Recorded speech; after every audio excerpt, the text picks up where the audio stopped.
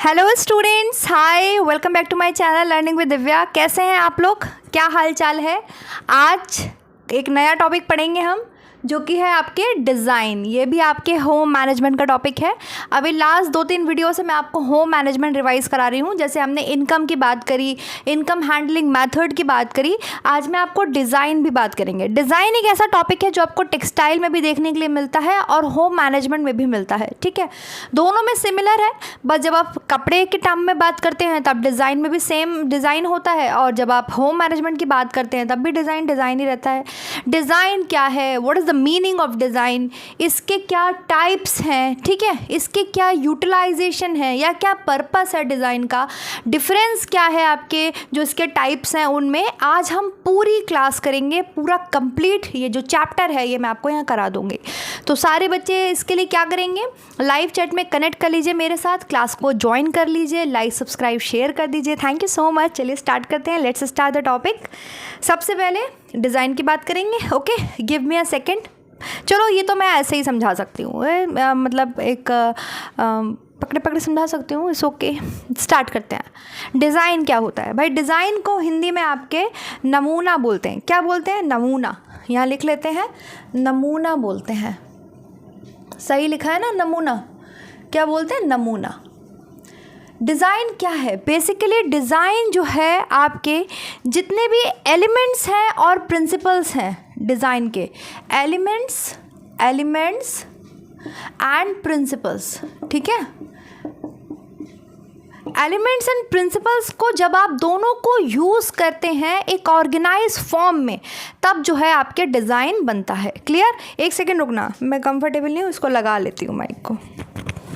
हाँ जी, तो डिज़ाइन क्या है? डिज़ाइन को हिंदी में आपके नमूना बोलते हैं। ये एक आपकी इंग्लिश टर्म है। डिज़ाइन इंग्लिश में बोलते हैं, हिंदी में नमूना बोलते हैं। जब भी आप तत्वों को और सिद्धांतों को, एलिमेंट्स एंड प्रिंसिपल्स को एक साथ यूज़ करके कंबाइन करके दोनों को आप जो एक स्ट्रक्चर बनाते हैं, मतलब कहने का है डिज़ाइन आपके एलिमेंट्स और प्रिंसिपल दोनों को ऑर्गेनाइज फॉर्म में लाने पर बनता है। ठीक है, इसको और अच्छे से समझने के लिए हम 2 डेफिनेशंस देखेंगे, जो कि है आपके गोल्डस्टीन की और अलेक्जेंडर की। गोल्डस्टीन क्या कहते हैं?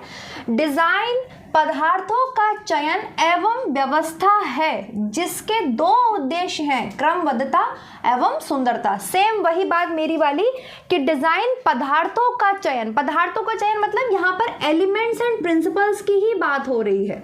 ठीक है, एलिमेंट्स एंड प्रिंसिपल्स की बात हो रही है। जो आपके डिज़ाइन के एलिमेंट्स हैं, प्रिंसिपल्स हैं, उनको इस तरीके से चूज कीजिए, ऐसे चयन कीजिए एवं ऐसे उनकी व्यवस्था कीजिए, ऑर्गेनाइज कीजिए। वही आपके क्या है? डिज़ाइन है, जिसके 2 ऑब्जेक्टिव हैं, जिसके मेन 2 ऑब्जेक्टिव हैं। क्या? एक तो क्रमबद्धता हो, दूसरा सुंदरता हो। Design must be beautiful. Design आपका सुंदर होना चाहिए, ठीक है, उपयोगी होना चाहिए, पर्पसफुल होना चाहिए, उसका एक उद्देश्य होना चाहिए, उसका मीनिंग होना चाहिए, फंक्शनलिज्म होना चाहिए। डिज़ाइन है ना, डिज़ाइन हम कुछ भी बनाते हैं उसका एक मतलब होता है डिज़ाइन का। फिर आप कपड़े पे बनाओ, आप घर के बाहर बनाओ, घर के अंदर बनाओ, कागज़ पर बनाओ, किसी पर भी बनाओ। ओके, तो डिज़ाइन जो बेसिकली है, मैं आपको यही समझाना चाहती हूँ कि डिज़ाइन को अगर हम डिफाइन करेंगे तो क्या करेंगे कि डिज़ाइन एक ऑर्गेनाइज फॉर्म है। एलिमेंट्स और प्रिंसिपल्स को दोनों को यूज़ करके जो ऑर्गेनाइज फॉर्म निकलती है, या जो ऑर्गेनाइज संगठित जो आपके स्ट्रक्चर बनता है, उसे हम डिज़ाइन बोलते हैं। ठीक है, दूसरे अलेक्जेंडर क्या बोलते हैं? डिज़ाइन हेतु विभिन्न भागों की व्यवस्था को इस प्रकार रचित किया जाता है जो विचारों को क्रमबद्धता और स्पर्श जनित भाव प्रदान करें। डिज़ाइन हेतु विभिन्न भागों की व्यवस्था, यहाँ भी वही बात हो रही है कि आप एलिमेंट्स हैं, कौन कौन से एलिमेंट्स होते हैं? लाइन है, टेक्सचर है, फॉर्म है, कलर है, स्पेस है, लाइट है ना। आपके ये सारी जो आपके एलिमेंट्स हैं इनको आप यूज़ करते हैं। और प्रिंसिपल्स, कौन कौन से प्रिंसिपल्स हैं? हार्मनी है, प्रोपोर्शन है, रिदम है, बैलेंस है, एम्फेसिस है। 5 प्रिंसिपल्स हैं, 7 आपको पता है एलिमेंट्स है। तो जब आप इनको कंबाइन करते हैं, इन दोनों को यूज़ करते हैं और जो ऑर्गेनाइज फॉर्म आपको मिलती है, ठीक है, इनकी ऐसी व्यवस्था करते हैं, ऑर्गेनाइज करते हैं इन्हें, इस प्रकार आप उसको जो डिज़ाइन डिज़ाइन बनता है या जो रचित आपके पास संरचना आती है उसी को आप क्या बोलते हैं, डिज़ाइन बोलते हैं, जिसके दो मेन फंक्शन बताए हैं इन लोगों ने। एक तो क्रमबद्धता, आपके क्रमबद्ध होना चाहिए डिज़ाइन, ऐसा नहीं कुछ भी कैसे भी कहीं बना दिया, ठीक है। और इन्होंने बोला स्पर्श जनित भाव आपको उत्पन्न करे, ये बोलते हैं कि भाई सुंदर होना चाहिए। सेम वही बात है कि ब्यूटीफुल होना चाहिए, आपके इमोशंस को एक्सप्रेस कर सके, ऐसे डिज़ाइन आप बनाते हैं, ठीक। मैं आपको एक बार अपने नोट से भी बता देती हूँ पढ़ के। Design is a method, design is a method of organization and the elements of design are the mean by which that organization is applied. Basically design elements and principles को use करके ही बनाए जाते हैं। एलिमेंट्स ऑफ डिज़ाइन क्या है आपको पता ही है, line, form, texture, colour, idea. इस आधार वस्तुओं को व्यवस्थित रूप देना ही आपके डिज़ाइन कहलाता है। बेस क्या है किसी भी डिज़ाइन का, क्या बेस होगा, आप कोई भी डिज़ाइन बनाओगे तो क्या सबसे पहले आप बनाओगे, लाइंस, फिर लाइन से आप आकृति बनाते हो। डिज़ाइन तो आप तभी बना पाते हो ना, कोई भी स्ट्रक्चर हम बनाएंगे, मान लीजिए मुझे रेक्टेंगल बनाना है तो मैंने लाइंस का यूज़ किया तब जाके मैं रेक्टेंगल बना पाई।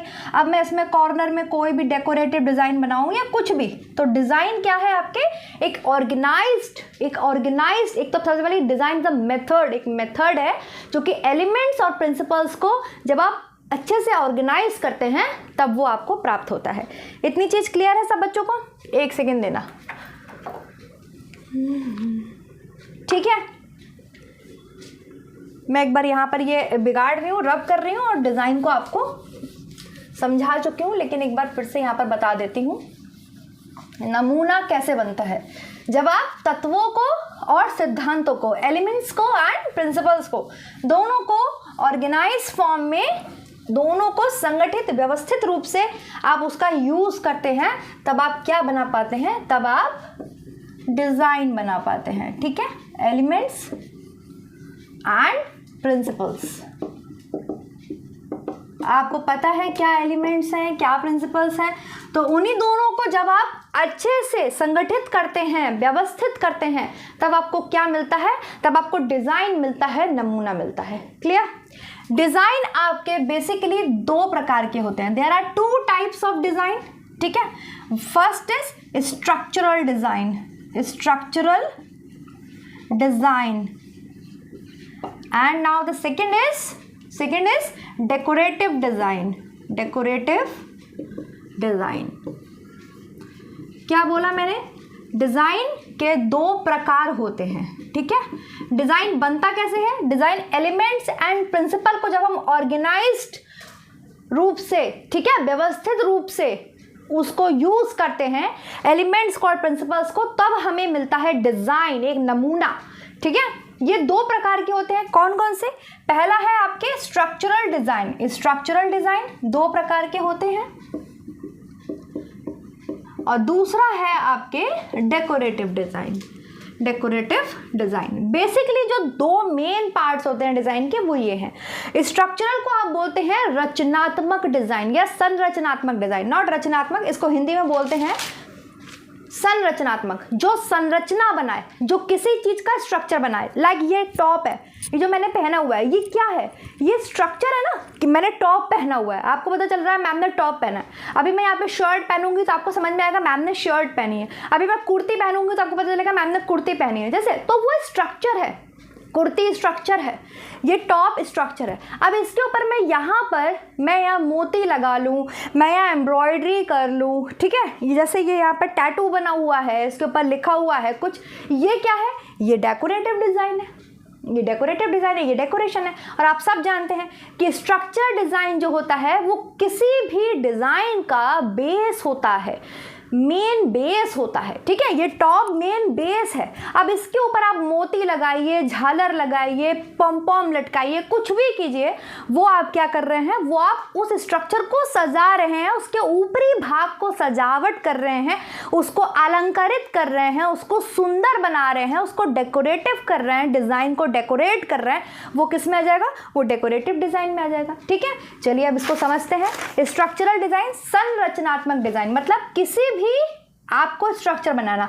विदाउट संरचना आप कोई भी डिजाइन बना ही नहीं सकते। आपको कुछ भी करना है। ये टॉप है, ये टॉप क्या है? ये स्ट्रक्चर है। ये टॉप बनाया हमने, ये स्ट्रक्चर है।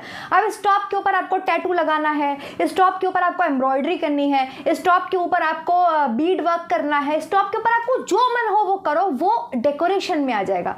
लेकिन स्ट्रक्चर तो पहले बनाना पड़ा ना, टॉप है ना। या आप शर्ट ले लो, या आप कुर्ती ले लो, या कुछ भी कागज पे आपने कोई डिजाइन बनाया, पहले आप स्ट्रक्चर तो बनाओगे ना, देन फिर उसके ऊपर आप डेकोरेशन करते हो, कलर्स यूज करते हो, डिफरेंट अलग अलग चीजें यूज करते हो। ठीक है। Structural design is the base of the object. All object have structural design. समझ में आ रहा है? किसी भी वस्तु का स्ट्रक्चरल डिजाइन आधार होता है, बेस होता है। स्ट्रक्चरल डिजाइन क्या होता है? आधार होता है, बेस होता है। इसे हिंदी में संरचनात्मक डिजाइन बोलते हैं। मैं तो हिंदी लिखते लिखते थोड़ा कंफ्यूज हो जाती हूँ। संरचनात्मक डिजाइन बोलते हैं। संरचनात्मक डिजाइन क्या है? किसी भी वस्तु का आधार है, बेस है।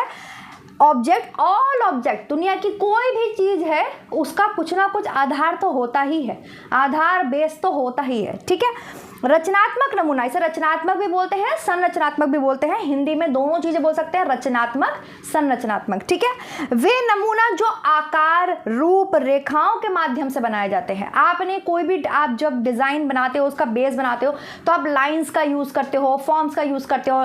फॉर एग्जाम्पल आपने कहा कि मुझे चलो डायमंड शेप चाहिए, तो आप डायमंड शेप बनाओगे ना। ये क्या है? ये आकार है ना। आपने कहा नहीं ट्रायंगल शेप बनाते हैं, चलो ट्रायंगल शेप बनाते हैं। ट्रायंगल शेप आपने क्या दिया? ये आकार दिया। अब इसके ऊपर आप कोई भी अपनी कलाकारी कर रहे हो, इसके ऊपरी भाग को आप सजा रहे हो, वो डेकोरेटिव डिजाइन है, वो डेकोरेशन है। आप इसके ऊपर कांच लगाओ, आप इसके ऊपर मोती लगाओ, आप इसके ऊपर कुछ भी करो, आप इसके ऊपरी भाग को सजा रहे हो, वो डेकोरेशन में आ जाता है।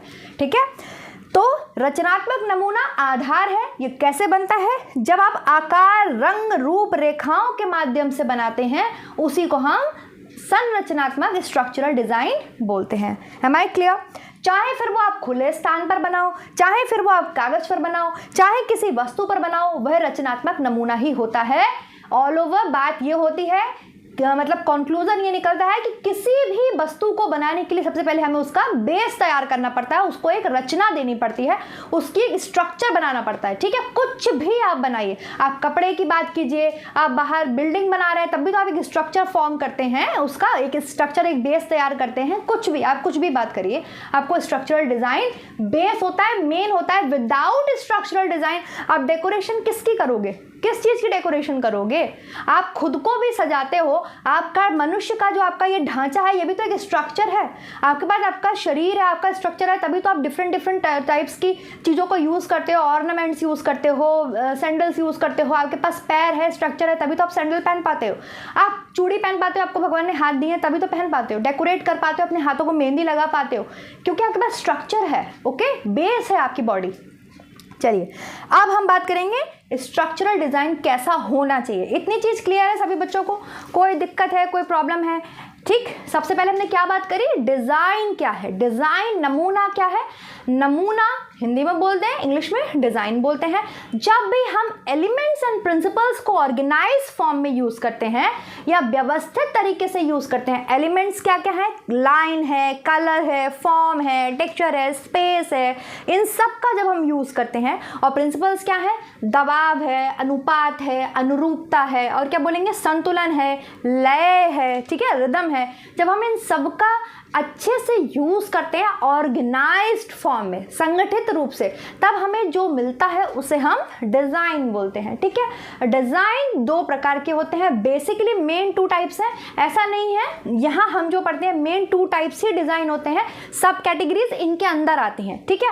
डिजाइन बेसिकली 2 ही प्रकार का होता है। एक स्ट्रक्चरल, आपने किसी भी चीज की संरचना बनाई, आपने अपना घर बनाया, आपने घर को बना लिया, अब आप उसमें कलर करोगे, उसमें आप डिफरेंट ये चीज़ें सामान ला करके रखोगे, लैंप रखोगे, आप सोफ़ा डालोगे, आप बेड डालोगे, आप पेंटिंग्स लगाओगे, वॉल पेंटिंग्स करोगे, वो डेकोरेशन हो गया। लेकिन घर आपका क्या है, जो घर आपने बना लिया ईंट सीमेंट पत्थर से, वो आपका स्ट्रक्चर बन गया। ठीक है, तो डिज़ाइन बेसिकली दो ही प्रकार के होते हैं। फर्स्ट इज स्ट्रक्चरल डिज़ाइन, इसको हिंदी में संरचनात्मक या रचनात्मक डिज़ाइन बोलते हैं।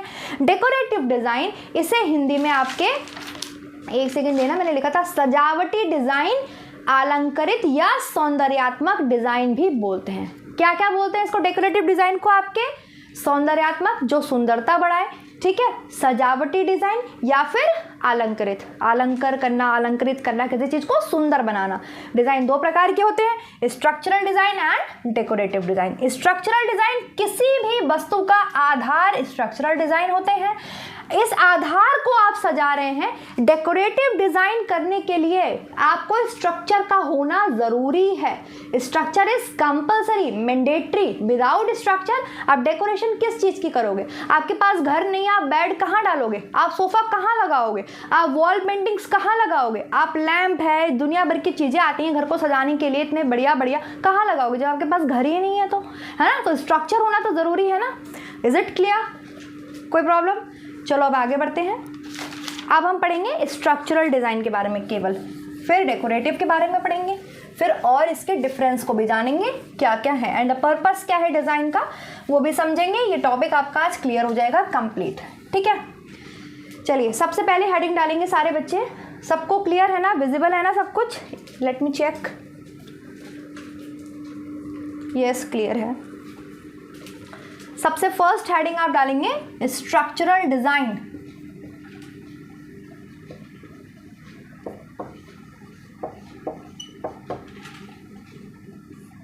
इसको हिंदी में आप बोलते हैं संरचनात्मक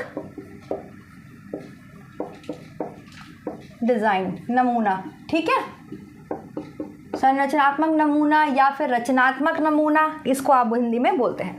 स्ट्रक्चरल डिज़ाइन क्या है? बेस है, आप जान चुके हैं। आप स्ट्रक्चरल डिज़ाइन कैसा होना चाहिए? स्ट्रक्चरल डिज़ाइन कैसा होना चाहिए? तो structural design should be purposeful, मतलब उद्देश्य होना चाहिए। ठीक है, पर्पसफुल होना चाहिए आपके लिए, मीनिंगफुल होना चाहिए, मीनिंगफुल होना चाहिए। मीनिंगफुल मतलब जो भी आप डिज़ाइन बनाने जा रहे हो, स्ट्रक्चर बनाने जा रहे हो, उसका कोई पर्पस तो होना चाहिए। जैसे ये टॉप है तो इसका पर्पस तो है कि भाई टॉप है, जीन्स के ऊपर पहन सकते हैं आप, इसका एक पर्पस है, एक उद्देश्य है ना। सादा होना चाहिए, स्ट्रक्चर हमेशा आपका सादा होना चाहिए। कैसा होना चाहिए? सादा, सिंपल। जब स्ट्रक्चर सिंपल होगा तभी तो उसके ऊपर हम कोई डेकोरेशन कर पाएंगे। तो स्ट्रक्चर कैसा होना चाहिए आपका? शुड बी सिंपल, है ना, सिंपल बोल सकते हैं आप, सादा होना चाहिए। ठीक है, नेक्स्ट क्या कर सकते हैं? अनुपात में होना चाहिए, प्रपोर्शन में होना चाहिए। जो भी प्रपोर्शन है, रेखा में प्रपोर्शन, दूरी में प्रपोर्शन, माप में प्रपोर्शन, तो प्रपोर्शन में होना चाहिए, माप में होना चाहिए, अनुपात में होना चाहिए। ठीक है, नेक्स्ट लिखेंगे उद्देश्यपूर्ण होना चाहिए, पर्पसफुल होना चाहिए, मीनिंगफुल होना चाहिए, नमूना हमेशा सुंदर होना चाहिए, ब्यूटीफुल होना चाहिए। कैसा होना चाहिए? ब्यूटीफुल होना चाहिए। ये रचनात्मक नमूने में आप लिख सकते हैं कि रचनात्मक नमूना आपके सुंदर हो, सादा हो, उसका कोई उद्देश्य हो, पर्पसफुल हो। ठीक है, डिज़ाइन में भी आप लिख सकते हो कि डिज़ाइन कैसा होना चाहिए। मैं भी लिखवा दूंगी डिज़ाइन का क्या मीनिंग है, या मैं इसको बोलते हैं judgement of a good design क्या होना चाहिए, वो मैं आपको बता दूंगी। फिलहाल आप ये लिख लीजिए कि स्ट्रक्चरल डिज़ाइन आपका ऐसा होना चाहिए। स्ट्रक्चरल डिज़ाइन क्या है? किसी भी वस्तु का आधार है, बेस है। जो बेस होता है, ये मान लो ये स्ट्रक्चर है तो ये बेस है। अब इसके ऊपर कुछ भी करो आप, कोई भी डिज़ाइन, कोई भी आप डेकोरेशन करो, वो बात अलग है, लेकिन बेस दिया आपने, ये रेक्टेंगल जो बनाया है ये बेस है, आधार है। इसको लिख लीजिए। चलिए फिर नेक्स्ट चलते हैं आगे। डस्टर कहाँ गया? ये हो गया। नेक्स्ट डालेंगे सब डेकोरेटिव डिज़ाइन, हेडिंग डालेंगे। आपके पास लिखा हुआ है, बहुत अच्छी बात है। अगर आप नोट करना चाहते हो नोट कर सकते हो। ठीक है, जिसने नहीं बनाया है नोट्स अगर अभी भी, तो वो बना सकते हैं। क्लियर? सेकेंड हेडिंग डालेंगे आप डेकोरेटिव डिज़ाइन।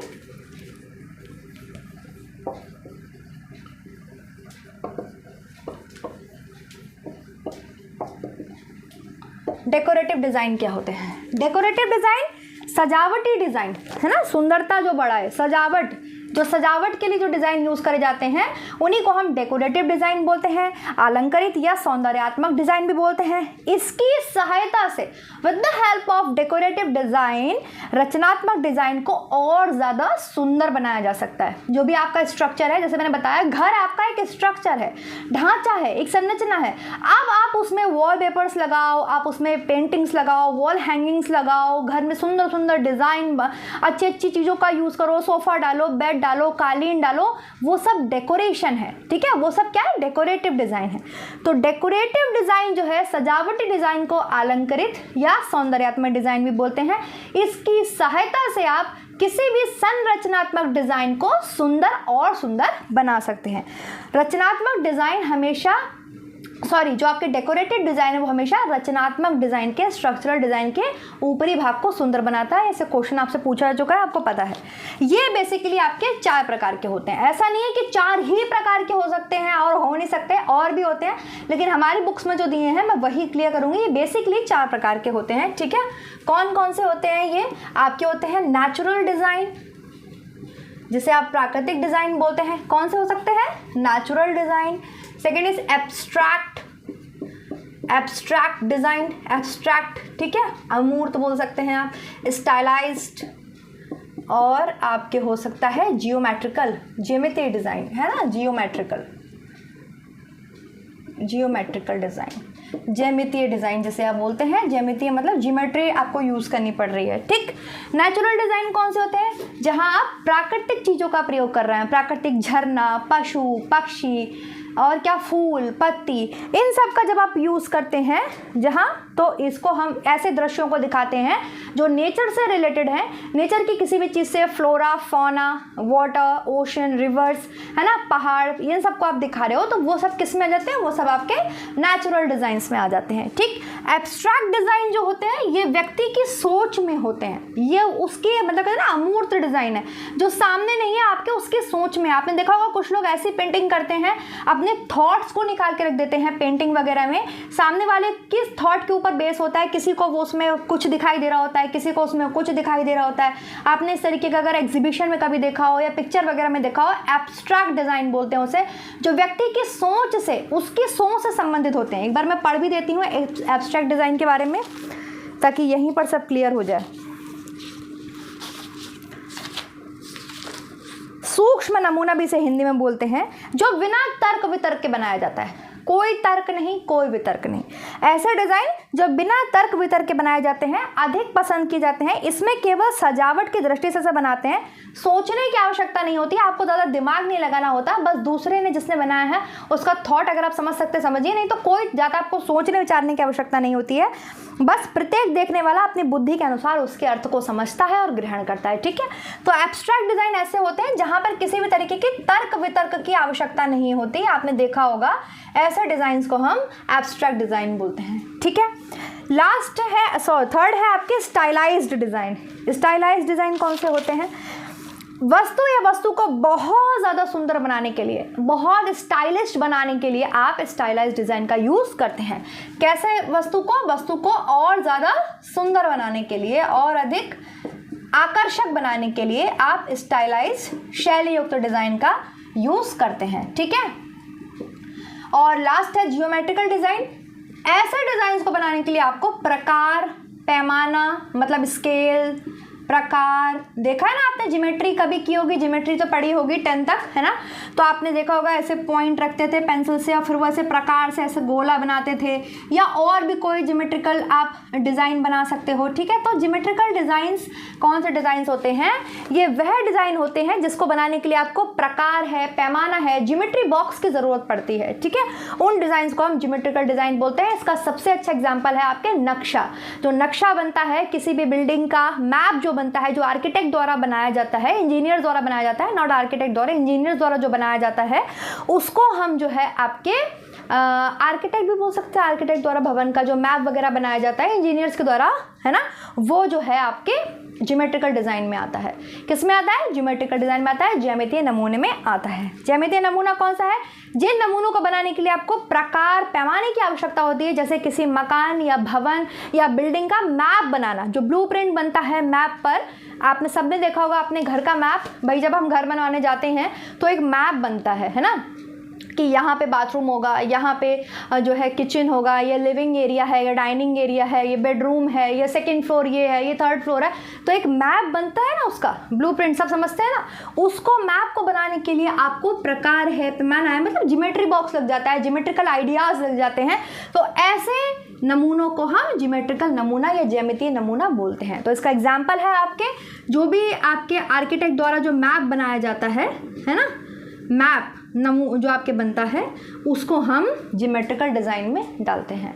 ये था आपके डेकोरेटिव डिज़ाइन। ये और भी प्रकार के हो सकते हैं। आपकी बुक में 4 दिए हैं, किसी के में 5 दिए हो तो पढ़ लेना, मेरे पास 4 थे, और भी हो सकते हैं, ऐसा नहीं कि केवल यही है। ठीक है, हमारी बुक में जितना दिया उतना मैं आपको क्लियर कर रही हूँ। तो डेकोरेटिव डिज़ाइन आपके 4 प्रकार के हो सकते हैं। नेचुरल, जहाँ पर आप प्रकृति से संबंधित प्राकृतिक चीज़ों को दर्शा रहे हैं। एब्स्ट्रैक्ट, कोई तर्क वितर्क की आवश्यकता नहीं है, अपनी सोच को आप बाहर रख रहे हैं, बस अब आपके अंदर जो थॉट्स हैं वो आप रिप्रेजेंट कर रहे हो। ठीक है। स्टाइलाइज्ड, बहुत स्टाइलिश, आप और सुंदर बनाने के लिए स्टाइलिश डिज़ाइंस का यूज़ कर रहे हो, स्टाइलाइज्ड। ज्योमेट्रिकल, जहाँ पर आप ज्योमेट्री से रिलेटेड चीज़ों का यूज़ कर रहे हो, प्रकार पैमाने का यूज़ कर रहे हो, जो आप डिज़ाइन बना रहे हो, जैसे मैप बनाना, तो वो आपके किस में आता है? ज्योमेट्रिकल डिज़ाइन में आता है। ये इतनी सी चीज़ हो गई। अब आप लिखेंगे limitations of decorative design. Limitations हैं, कुछ सीमाएं हैं। देखो, डिज़ाइन हम कुछ भी बनाएं, डिज़ाइन हमेशा आपके पर्पसफुल, मीनिंगफुल होना चाहिए। मेरा डस्टर खो जाता है, मुझे गुस्सा आता है, ये है, पता नहीं कहाँ छुप जाता है बार बार। कोई भी डिज़ाइन आप बनाइए, ठीक है, चाहे स्ट्रक्चरल डिज़ाइन बनाइए, चाहे डेकोरेटिव डिज़ाइन बनाइए, लगभग उनके एक ही पर्पस होते हैं कि भाई वो उद्देश्यपूर्ण हो, वो आपके सुंदर हो, है ना। बस मेन चीज़ उसमें डिफरेंस क्या आती है, अभी हम डिफरेंस में पढ़ेंगे तो आपको समझ में आ जाएगा स्ट्रक्चरल और डेकोरेटिव में क्या डिज़ाइन है, वो सारे डिफरेंस है। लेकिन डेकोरेटिव डिज़ाइन की कुछ सीमाएँ हैं, कुछ लिमिटेशंस हैं, उसके अंडर ही उसे रखना चाहिए। तो क्या लिमिटेशंस है? लिमिटेशंस देखेंगे हम लोग, लिमिटेशंस ऑफ डेकोरेटिव डिज़ाइन। ठीक है, डीडी से है डेकोरेटिव डिज़ाइन। क्या लिमिटेशंस हैं? देखिए, सीमाएं, लिमिटेशंस को बोलते हैं सीमा, कि ये सीमा के अंदर रहकर ही हमें सुंदरता। अब जैसे आपने घर बनाया, अब आपने पूरा घर बुरी तरीके से भर दिया, सब हर जगह कालीन, हर जगह जो है पेंटिंग, पूरी मतलब अजीब लगने लगेगा ना वो कुछ भी आपके ना तो प्रोपोर्शन में है। आप ये सब पढ़ते हैं, आप होम मैनेजमेंट के स्टूडेंट्स हैं, आप इतने सारे प्रिंसिपल्स पढ़ते हैं कि हर एक चीज़ एक बैलेंस में होनी चाहिए, हर एक चीज़ प्रोपोर्शन में होनी चाहिए, रिदमिक होना चाहिए, ठीक है, एम्फेसिस होना चाहिए, ऐसे प्रिंसिपल्स को यूज़ करते हुए होना चाहिए। तो यही सीमाएं हमें ध्यान रखनी है जब हम किसी भी चीज़ की डेकोरेशन करते हैं। अब ये टॉप है, मान लो यहाँ एम्ब्रॉयडरी भी हो, यहाँ पे कलर भी हो, यहाँ पे वीड भी हो रखा हो, मतलब सब कुछ हो रखा हो, तो कैसा लगेगा? गंदा लगने लगेगा ना। वही चीज़ लिमिटेशन, एक सीमा में सजावट करनी चाहिए। हमेशा हमें एक सीमा में सजावट करनी चाहिए, एक लिमिट होती है सजावट की। ये नहीं आपने सब कुछ भर दिया, सब कुछ कर दिया। आपका मन है आपने एम्ब्रॉयडरी भी कर दी स्टॉप पर, आपका मन है आपने मोती भी लगा दिए, आपका मन है आपने टैटू भी लगा दिया, आपका मन है आपने यहाँ झलरे भी लटका दी, आपने यहाँ भी मोती लगा दिए, तो वो अजीब लगने लगेगा, है ना। तो एक सीमा में सजावट होनी चाहिए, रिपीटिशन नहीं होना चाहिए। मेन चीज़ पुनरावृत्ति नहीं होनी चाहिए। आप बार बार एक ही डिज़ाइन को रिपीट करे जा रहे हैं, बार बार एक ही डिज़ाइन को रिपीट करे जा रहे हैं, तो पुनरावृत्ति नहीं होनी चाहिए। ये सीमाएं इंपॉर्टेंट हैं, इसको ध्यान रखिएगा, ठीक है। पुनरावृत्ति मतलब इंग्लिश में बोलते हैं इसको रिपीटिशन, ठीक है, रिपीट नहीं होना चाहिए एक डिज़ाइन बार बार। थर्ड लिखिए, पृष्ठभूमि के अकॉर्डिंग होना चाहिए, according to your background, according to your structural design होना चाहिए। कैसा होना चाहिए? अकॉर्डिंग टू बैकग्राउंड, या हम बोल सकते हैं स्ट्रक्चरल डिज़ाइन, या हो सकते हैं पृष्ठभूमि, ठीक है। पृष्ठभूमि के अकॉर्डिंग होना चाहिए। क्या? डेकोरेटिव डिज़ाइन, जो भी आप डेकोरेशन कर रहे हो वो आपके स्ट्रक्चरल डिज़ाइन के बेस पर होना चाहिए, मतलब उसके अकॉर्डिंग होना चाहिए, ठीक है। अब मैंने टॉप पहना है तो टॉप के अकॉर्डिंग डिज़ाइन होना चाहिए, अगर मैंने शर्ट पहनी है तो शर्ट के अकॉर्डिंग होना चाहिए, अगर मैंने कुर्ती पहनी है तो कुर्ती के अकॉर्डिंग होना चाहिए। कहने का मतलब यही है, ठीक है। डिज़ाइन में चेंजेस लाते रहना चाहिए। क्या लाते रहना चाहिए? चेंजेस। बदलाव लाते रहना चाहिए, है ना। कभी प्लेन टी शर्ट पहन ली, कभी टैटू वाली पहन ली, कभी चलो आज मन है मैंने आज मेरा थोड़ा बीड वर्क वाला पहन लिया। तो डिज़ाइंस में चेंजेस लाते रहना चाहिए। वस्तु के ढांचे के अकॉर्डिंग डिज़ाइन होना चाहिए। वस्तु स्थान पदार्थ के अनुसार सजावट करनी चाहिए। कैसी वस्तु है, क्या चीज़ है, उसके अनुसार ही आपको सजावट करनी चाहिए। ये नहीं कि आपने जो है मन कर रहा है सलमा सितारे लगाने का, होता है टॉप्स में भी सलमा सितारे अच्छे लगते हैं, लेकिन जीन्स के ऊपर ये जैसे सिंपल टी शर्ट्स हैं तो ये अच्छी लगती हैं, पसंद की जाती हैं। मतलब आप मेरी बात समझ रहे हो।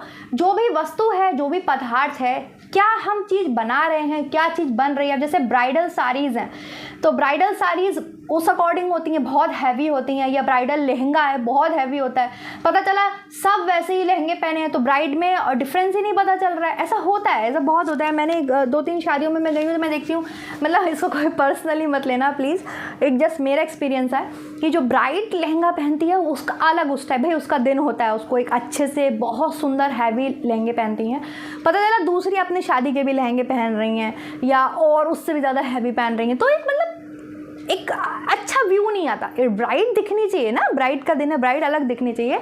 लोगों को ऐसे पहनना चाहिए कि बहुत ज़्यादा हैवी भी ना हो, बहुत ज़्यादा कम भी ना हो। मतलब ये बस एक मेरा पॉइंट ऑफ व्यू है, प्लीज़ इसको कोई भी पर्सनल मत ले लेना कि मैम ऐसे बोल रही थी। सिंपल आप इतना समझ लो कि वस्तु के अनुसार जो है आपके जो भी वस्तु है या जो भी है उसके अकॉर्डिंग आपकी सजावट होनी चाहिए। ब्राइड के लिए लहंगा बनाते हैं तो उस तरीके का बनाते हैं, और जनरल हम लोग कोई साड़ी पहनते हैं तो नॉर्मल उस तरीके की पहनते हैं। ब्राइड पहनेगी तो अलग ही टाइप की ब्राइड की साड़ियाँ होती है ना, कहते हैं मैं दुल्हन के लिए साड़ी दिखाओ। तो वही चीज़ परिवर्तन करते रहना चाहिए। Change is the law of nature. तो परिवर्तन करते रहना चाहिए डिज़ाइंस में। जैसे कैसे परिवर्तन करते रहना चाहिए, कभी कोई डिज़ाइन आता है, कभी पोल का डॉट्स आते हैं, है ना, कभी आपके लाइनिंग लहरिया आ जाती है, आप लोगों ने देखा होगा। एक बार डॉट्स चलता है, डॉट्स वाली साड़ियाँ, डॉट्स वाले दुपट्टे, कभी ऐसे लहरिया प्रिंट आ जाता है। तो change is the law of nature. परिवर्तन आने चाहिए आपके डिज़ाइंस में, पैटर्न्स में, डिज़ाइंस में। ठीक, ये हो गया आपके डेकोरेटिव डिज़ाइंस की लिमिटेशंस। क्लियर है? कोई प्रॉब्लम? कोई प्रॉब्लम किसी को? चलिए नेक्स्ट लिखिए आप, हेडिंग डालेंगे जजमेंट। ठीक है, judgment of a good design. लो भाई जज कर देते हैं हम लोग, judgment of a good design. Heading डालिए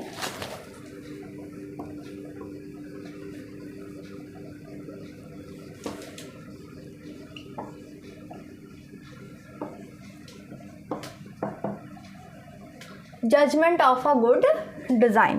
क्या होना चाहिए जजमेंट? क्या हमारा कंक्लूजन निकल के आया? अच्छे नमूने की पहचान क्या होनी चाहिए? लिखिए, इसको हिंदी में लिखेंगे, अच्छे नमूने की पहचान क्या होनी चाहिए? बताइए, आप लोग खुद बताइए फटाफट, कमेंट में बताते चलिए क्या होना चाहिए आपके अच्छे नमूने की पहचान। नमूना हमेशा आपके उपयोगी होना चाहिए। सबसे पहले लिखिए उपयोगी, पर्पसफुल, मीनिंगफुल होना चाहिए, उपयोगी होना चाहिए। ठीक है, उसका एक उद्देश्य हो, एक पर्पस हो, ऐसा नमूना होना चाहिए। सेकंड लिखिए नमूना आपके साधारण होना चाहिए। ठीक है, साधारण। जो संरचनात्मक नमूना है वो तो बिल्कुल साधारण होना चाहिए, फिर उसके ऊपर आप डेकोरेशन करिए प्रोपोर्शन में। ठीक है, अनुपात में होना चाहिए, प्रोपोर्शन में होना चाहिए। नमूना उपयोगी होना चाहिए, आरामदायक होना चाहिए, है ना। कैसा होना चाहिए? आरामदायक होना चाहिए। नमूना आपका फंक्शनलिज्म होना चाहिए। फंक्शनलिज्म मतलब क्रियात्मक होना चाहिए। ठीक है, लिख लीजिए इसको, क्रियात्मक होना चाहिए। ऐसा नमूना नहीं होना चाहिए कि पता चले वो डिज़ाइन, वो पैटर्न फॉलो ही नहीं किया जा रहा है, यूज़ ही नहीं किया जा रहा है ना, रिजेक्ट कर दिया गया। तो हमेशा फंक्शनल होना चाहिए, क्रियात्मक होना चाहिए। नेक्स्ट लिखिए आप, उद्देश्यपूर्ण होना चाहिए, मौलिक होना चाहिए, कुछ यूनिकनेस होनी चाहिए आपके डिज़ाइन में हमेशा। ठीक है, तो नमूना कैसा होना चाहिए? मौलिक होना चाहिए। मौलिक मतलब यूनिक होना चाहिए। ये लिख लीजिए। सॉरी फॉर माई राइटिंग, मैं बहुत गंदा लिखती हूँ, बहुत जल्दी जल्दी लिखती हूँ, इसके लिए मुझे माफ़ करना। और ब्यूटीफुल होना चाहिए। नमूना आपका कैसा होना चाहिए? ब्यूटीफुल, ब्यूटीफुल होना चाहिए, सुंदर होना चाहिए भाई। नमूना आपका सुंदर होना चाहिए। ठीक है, कैसे होना चाहिए, ये जजमेंट है, अच्छे नमूने की पहचान है। अच्छा नमूना कैसा होना चाहिए, अच्छा नमूना आपके साधारण होना चाहिए, उपयोगी होना चाहिए, मतलब पर्पसफुल होना चाहिए, मीनिंगफुल होना चाहिए, आरामदायक होना चाहिए, क्रियात्मक फंक्शनल होना चाहिए, मौलिक यूनिक होना चाहिए, ये ई लिखा है, और ब्यूटीफुल होना चाहिए, ब्यूटीफुल सुंदर होना चाहिए। इसके अलावा to organise element into one unified wholes, विभिन्न तत्वों को एक रूप में संगठित करने वाला होना चाहिए, जो कि मैंने आपको फर्स्ट ही बता दिया कि जब हम एलिमेंट्स एंड प्रिंसिपल्स को अच्छे से संगठित रूप में करते हैं, यूज़ करते हैं, तो जो व्यवस्थित आकृति निकल के आती है, जो व्यवस्थित हमको जो मिलता है, उसी को हम डिज़ाइन बोलते हैं। ठीक है, इतना सबको क्लियर हो गया? क्लियर है? पर्पस या जजमेंट क्या है, अच्छे नमूने की पहचान क्या है? ठीक है, कैसा होना चाहिए, उपयोगी हो, साधारण हो, आरामदायक हो, क्रियात्मक हो, मौलिक हो और आपके ब्यूटीफुल हो। ठीक है, ब्यूटीफुल। चलो नेक्स्ट लिखो, सब हेडिंग डालेंगे, difference between structural and decorative design. Last बचता है आपके, लास्ट हेडिंग डालेंगे सब, difference between structural and decorative design, क्योंकि डिजाइन बेसिकली दो प्रकार के होते हैं, है ना। डिजाइन कितने प्रकार के होते हैं मुख्यतः, तो डिजाइन दो ही प्रकार के होते हैं, स्ट्रक्चरल, डेकोरेटिव। स्ट्रक्चरल क्या है, किसी भी वस्तु का आधार है structural design, without structural decoration नहीं की जा सकती। ठीक है, डेकोरेटिव डिजाइन के लिए स्ट्रक्चरल डिजाइन का होना कंपलसरी है, मैंडेटरी है। तो लिखिए, डिफरेंस बिटवीन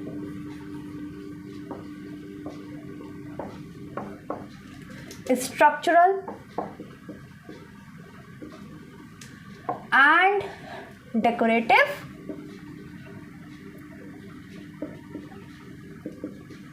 डिजाइन।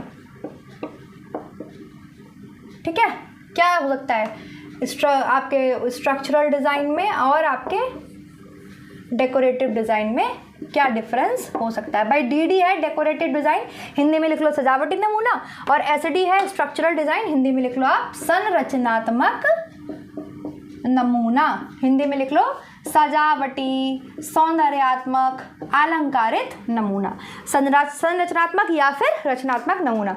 तो इसमें लिखिए आप लोग फटाफट से,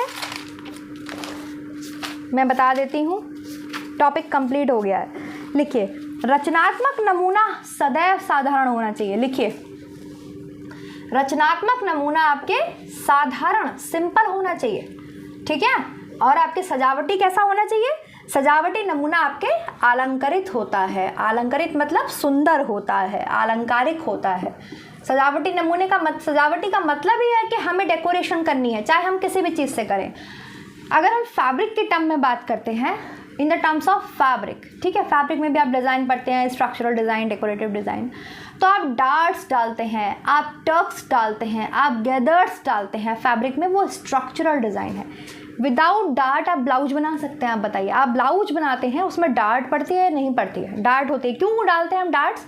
क्योंकि ह्यूमन बॉडी में बहुत सारे कर्व्स हैं, फोल्ड्स हैं, कर्व्स हैं। कर्व्स तो है ना, उभार हैं, ढलाव हैं, तो फोल्ड्स तो नहीं है, कर्व्स हैं। तो उसको काउंटर करने के लिए, उसको फिटिंग देने के लिए अच्छी, हम बहुत सारी चीज़ों का यूज़ करते हैं, जैसे डार्ट्स है, टक्स है, गैदर्स है ना। तो ये सब किस में आ जाता है? ये स्ट्रक्चरल डिज़ाइन में आता है।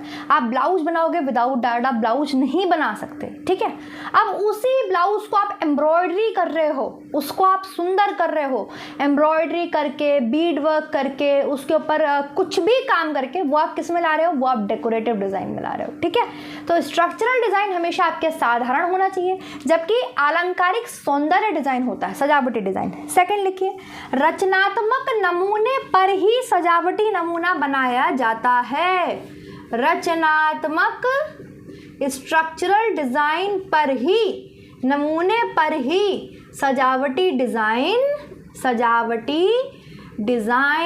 बनाया जाता है। ठीक है, बनाया जाता है। क्लियर? सजावटी नमूने के लिए, डेकोरेशन करने के लिए हमारे पास स्ट्रक्चरल डिजाइन होना मैंडेटरी है, कंपलसरी है। लिखिए, सजावटी नमूने के लिए, ठीक है, आपको हमें सजावट करनी है, हमें घर सजाना है, तो घर सजाने के लिए पहले घर तो होना चाहिए। सजावटी नमूने के लिए, ठीक, सजावटी नमूने के लिए रचनात्मक नमूने का होना आवश्यक है। स्टार लगा लेना, जैसे फॉर्म फिल करते हो तो वहाँ पे स्टार लगा होता है कि मैंडेटरी है, भरना ही भरना है, तो यहाँ स्टार लगा लो, ये मैंडेटरी है, होना ही हो चाहिए। जब तक रचनात्मक नमूना नहीं होगा तो हम सजावट किस पे करेंगे? घर नहीं होगा तो सजाएंगे किसको? कालीन कहाँ डालेंगे? सोफा कहाँ लगाएंगे? बेड कहाँ लगाएंगे? वॉलपेपर कहाँ लगाएंगे? पेंटिंग्स कहाँ लगाएंगे? लैंप कहाँ लगाएंगे? हम सड़क पर। नेक्स्ट लिखिए, रचनात्मक नमूना साधारण तो हो, उसके साथ साथ मौलिक होना चाहिए, है ना। अब ऐसा नहीं मेरा घर तेरे जैसा लग रहा है, तेरा घर मेरे जैसा लग रहा है, घर में हमारे कुछ तो डिफरेंस होना चाहिए। मौलिक होना चाहिए, वास्तविक होना चाहिए, मौलिक एवं वास्तविक होना चाहिए। ठीक, कैसा होना चाहिए रचनात्मक नमूना? मौलिक एवं वास्तविक होना चाहिए।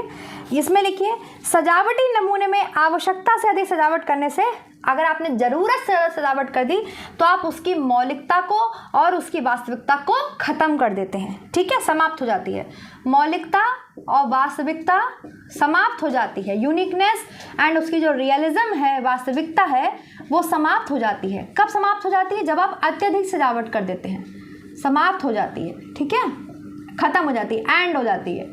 ज़रूरत से ज़्यादा आपने डेकोरेशन कर दी तो। जबकि स्ट्रक्चरल डिज़ाइन कैसा होना चाहिए? एकदम यूनिक होना चाहिए और रियल होना चाहिए। वहीं सजावटी नमूना आपकी इस यूनिकनेस को ख़त्म कर सकता है, आपकी इस रियलिज्म को ख़त्म कर सकता है। कैसे? अगर आपने बहुत ज़्यादा सजावट कर दी, ओवर। ठीक है, नेक्स्ट लिखिए, रचनात्मक नमूने को सजाने से पूर्व उसके वस्तु, स्थान, पदार्थ पर ध्यान देने की आवश्यकता नहीं होती जितना ध्यान देने की आवश्यकता सजावटी नमूने पर होती है। सजावटी नमूने में सजावट करने से पूर्व आपको जो भी जगह है, जो भी पदार्थ है, मतलब आपको उसको ध्यान रखना ज़रूरी होता है। इसका इमेज मैं भेज दूंगी, हालांकि आप सबके पास टेक्सटाइल की बुक में होम मैनेजमेंट की बुक में होगा ही। नेक्स्ट लिख लीजिए, रचनात्मक नमूने को दोहराने से कोई प्रभाव नहीं पड़ता। ठीक है, लेकिन सजावटी नमूने को आप दोहराएंगे तो फिर वही बात, उसकी सुंदरता खत्म हो जाएगी। आप स्ट्रक्चर तो अगर आपने अपने घर रेक्टेंगल शेप में बनाया है तो आगे भी रेक्टेंगल शेप में बना सकते हो, है ना। एक एग्जाम्पल दे रही हूँ मजाक के तौर पर कि मतलब यहाँ पर ये कह रहे हैं कि हम रिपीटिशन कर सकते हैं, किस में? संरचनात्मक में, लेकिन सजावटी नमूने में आपको रिपीट नहीं करना चाहिए। बार बार आप वही सजावट रिपीट कर रहे हो, बार बार आप वही डेकोरेशन रिपीट कर रहे हो, तो जो यूनिकनेस है, जो मौलिकता है, जो वास्तविकता है, वो खत्म हो जाती है। ठीक है, लास्ट है, रचनात्मक नमूने पे खर्च कम लगता है, सजावटी नमूना बहुत ज़्यादा खर्चीला होता है। बस मेन पॉइंट ये और लिख लीजिए कि भाई जो रचनात्मक नमूना है ये कम खर्चीला, इसमें ज़्यादा खर्चा नहीं आता है। घर बनाने में ज़्यादा खर्चा थोड़ी आता है, घर सजाने में खर्चा ज़्यादा आता है। अब ऐसा भी नहीं कि घर फ्री में बन जाता है, लेकिन घर को बनाने में आपके खर्चा नहीं आता है। ठीक है, वहीं आप देखिए घर की लाइटिंग है, उसके बाद उसमें वुडन वर्क कराना है आपको, उसमें अगर अलमीराज वगैरह लगानी है, लाइटिंग लगानी है अच्छी, और क्या बता सकते हैं आप, ये जो फ्लोर का काम होता है, आप लोग वुडन फ्लोर वगैरह लगवाते हैं, अच्छे अच्छे टाइल्स लगवाते हैं, ये ज़्यादा महंगा है। ठीक है, तो रचनात्मक डिज़ाइन से ज़्यादा महंगा सजावटी डिज़ाइन है। यहाँ लिख लीजिए, घर को बनाने में नहीं, यानी कि ये कम खर्चीले होते हैं, वो आपके अधिक खर्चीले होते हैं। कम खर्चीला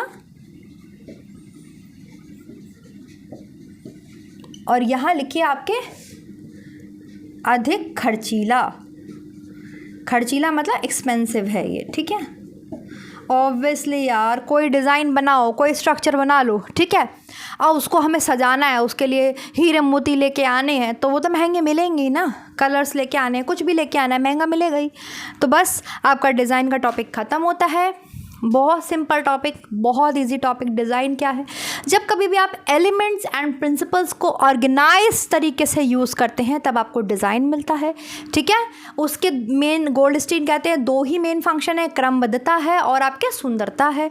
सेम आपके अलेक्जेंडर बताते हैं कि क्रमबद्धता होनी चाहिए, क्रमबद्ध होना चाहिए। ठीक है, और आपके स्पर्श रहित मतलब स्पर्श सहित होना चाहिए, ब्यूटीफुल होना चाहिए, सुंदर होना चाहिए। ठीक, डिज़ाइन आपका डिज़ाइन दो प्रकार के होते हैं main, structural and decorative design. Structural को आप रचनात्मक, संरचनात्मक बोलते हैं हिंदी में। डेकोरेटिव को आप सौंदर्यात्मक, आलंकारिक, सजावटी डिज़ाइन के नाम से भी जानते हैं। विदाउट स्ट्रक्चर हम डेकोरेशन नहीं कर सकते। डेकोरेशन के लिए हमारे पास स्ट्रक्चरल डिज़ाइन होना कंपलसरी है, मैंडेटरी है, क्योंकि ये आधार है किसी भी वस्तु का, किसी भी पदार्थ का, किसी भी वस्तु का डिज़ाइन में स्ट्रक्चर होना मैंडेटरी होता है, कंपलसरी होता है। जब तक घर नहीं है, घर को सजाएंगे कैसे? ऐसे याद रखिए, ठीक है। तो हमने फिर पढ़ा कि उसकी क्या क्या इंपॉर्टेंस है स्ट्रक्चरल डिज़ाइन की, वो सब आपने जाना कि यूनिकनेस हो, आपके वास्तविक हो, आपके उपयोगी हो, साधारण हो, है ना, सादा हो, आपके मौलिक हो, आपने ये सब जाना। फिर आपने डेकोरेटिव डिज़ाइन के बारे में जाना कि वो 4 प्रकार के हो सकते हैं, और भी होते हैं 4 प्रकार के। हमारी बुक्स में तो हम पढ़ते हैं कि भाई जहाँ हम प्रकृति से संबंधित चीज़ों का यूज़ कर रहे हैं तो नेचुरल, जहाँ कोई तर्क वितर्क नहीं है, हमारे सोच विचार सामने आ रहे हैं तो एब्स्ट्रैक्ट, और ज्योमेट्रिकल जहाँ मुझे प्रकार पैमाने का यूज़ करना पड़ जा रहा है, जैसे मैं नक्शा बना रही हूँ किसी मकान का तो वो ज्योमेट्रिकल में आ जाता है ना, जहाँ मुझे ज्योमेट्री बॉक्स ज़रूरत पड़ जाए यूज़ करना।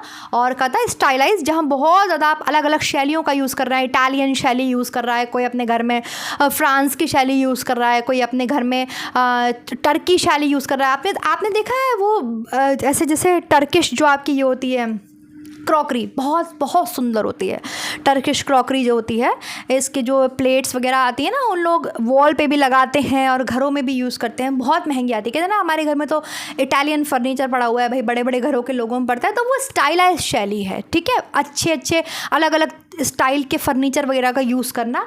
और लास्ट कौन सा था हमारे? ज्योमेट्रिकल हो गया, एब्स्ट्रैक्ट हो गया, नेचुरल हो गया, वो डेकोरेटिव डिज़ाइन हो गया। इसकी कुछ लिमिटेशंस हैं। क्या लिमिटेशंस हैं डेकोरेटिव डिज़ाइन की? कि ये रिपीट नहीं हो, ठीक है, बार बार आप इसको रिपीट ना करें, और ये सुंदरता वरना नष्ट कर सकता है आपके डिज़ाइन की। ओके, वो मैंने आपको करा दिया। डिफरेंस क्या है दोनों में? डिफरेंस भाई ये है कि ये साधारण होता है, इसका यूज़ करते ही हमारा वो साधारण डिज़ाइन सुंदर बन जाता है, सुंदर बन जाता है, अलंकारित हो जाता है। ये रचनात्मक नमूने पर सजावटी डिज़ाइन बनाया जाता है, जबकि सजावटी नमूने के लिए रचनात्मक नमूने का होना आवश्यक है, ठीक है। मतलब स्ट्रक्चर होगा तभी तो आप उसको सजाओगे, विदाउट स्ट्रक्चर आप क्या सजाओगे? सेम वही बात है। ये मौलिक होता है, वास्तविक होता है। अगर आपने बहुत ज़्यादा सजावट कर दी तो आपके उस डिज़ाइन की मौलिकता, वास्तविकता समाप्त हो जाती है।